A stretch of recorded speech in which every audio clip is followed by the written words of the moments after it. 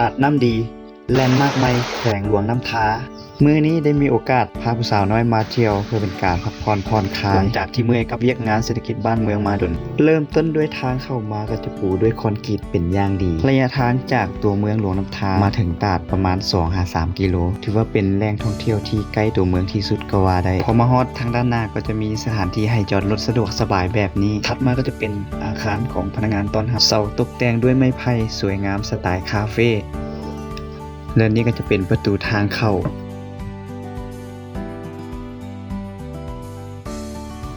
ย่างเข้ามาก็จะเห็นคนใส่สุดชนเผ่าเพิ่นน่าจะเป็นพนักงานคอยให้บริการอยู่ตลาดแห่งนี้เข้ามาก็จะมีเคาน์เตอร์ที่มีพนักงานคอยให้บริการ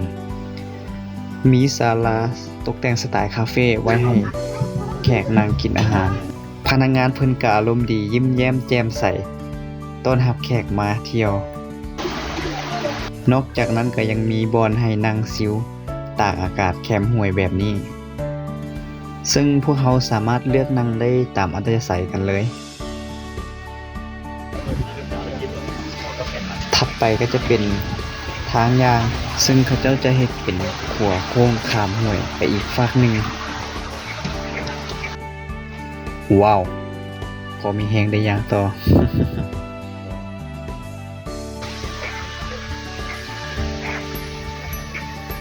ยางลอดอุโมงค์ไม้สามเหลี่ยมเข้ามาก็จะเห็นทางด้านในก็จะมีห้องน้ำไว้คอยให้บริการลูกค้า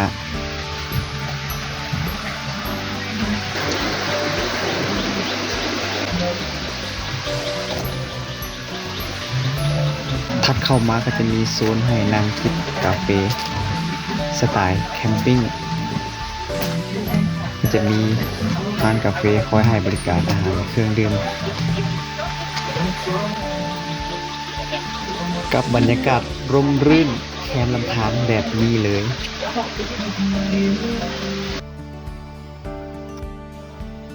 ถัดมาก็จะเป็นทางขึ้นไปหาจุดไฮไลท์หรือว่าจุดน้ำตกนั่นเอง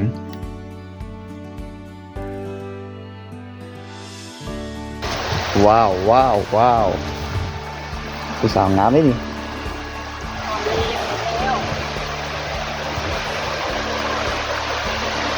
พอมาฮอดทางด้านหน้า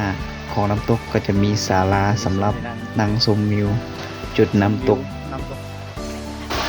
ตาดน้ำดีเป็นสถานที่ท่องเที่ยวใหม่ของแขวงหลวงน้ำท้าไปได้อยู่ยามนี้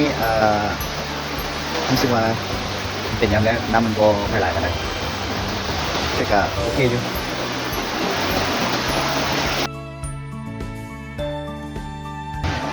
ว้าวว้าวว้าวมีผู้สาวนะเซลฟี่เต็มเห็นว่าวิวมันได้ผู้สาวมันก็เลยขอเซลฟี่น้ำแด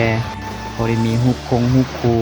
ไว้ลงโซเชียลน้ำบ้านน้ำเมืองเพิ่นเขาก็เลยจัดให้ตามคำขอแอคซ้ายแอคขวาเอาให้สมใจอากาศดีลมพัดเย็นดีเสียงน้ำไหลละอองน้ำเห็นสวยๆที่สำคัญกระชุ่มกระชวยและนี่ก็จะเป็นจุดไฮไลท์หรือว่าจุดน้ำตกตาดเต็มไปด้วยผู้สาวชื่นใจเลยสำหรับผู้บ่าว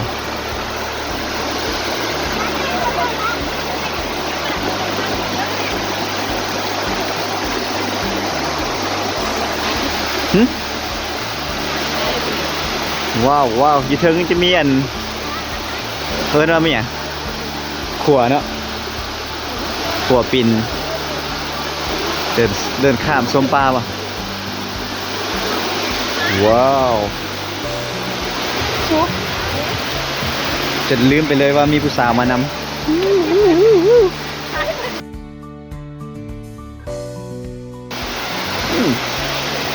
เดี๋ยวจะน้อยสิย่างขึ้นไปเทิงพุ่นแหละ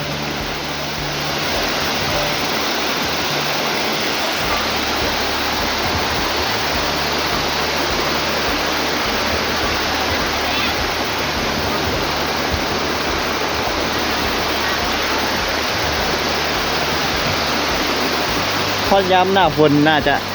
ตัดน่าจะงามกว่านี้เนาะอันนี้มันช่วงหน้าแรงมันน้ำอยากหน่อยอยากแห้งเด่นหน่อยละ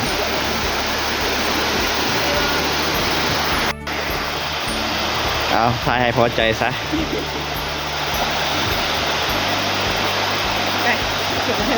โอเคน้ำทางเลยน้ำทางเลยอี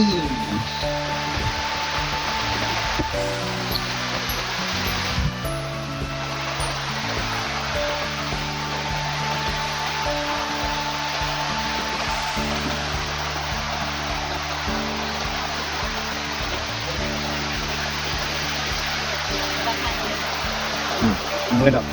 จะระวังมือทำไร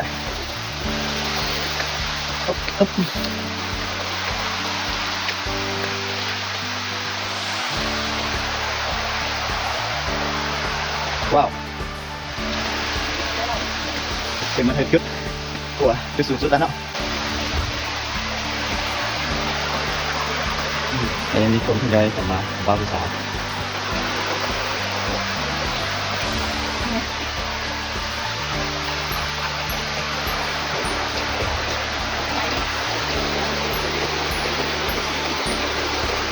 จะพูดบ่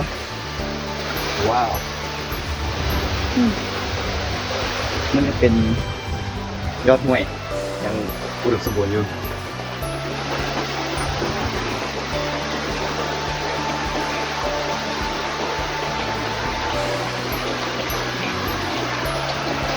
หลังจากที่พวกเขาย่างรอกันเป็นพอใจแล้วพวกเขาก็กลับลงมาพักผ่อนเพื่อหาแนวแก้เมื่อยกันก่อนที่จะเดินทางกลับ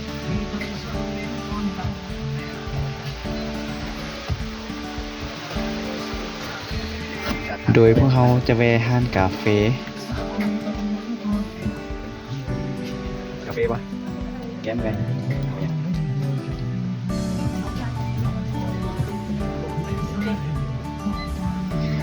หลังจากที่พวกเขาได้สั่งกาแฟกันแล้วพวกเขาก็ได้มาซอกหาบอนนางสำหรับซิวเพื่อรอท่าการมาเสิร์ฟของกาแฟ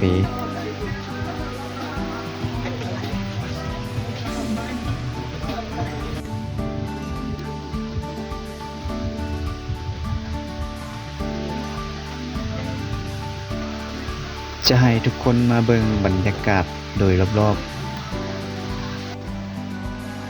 บรรยากาศโดยรอบๆก็จะร่มรื่นประมาณนี้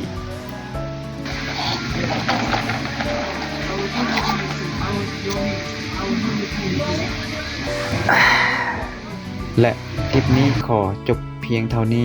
ขอขอบใจสำหรับทุกคนที่ติดตามรับชมคลิปของพวกเรา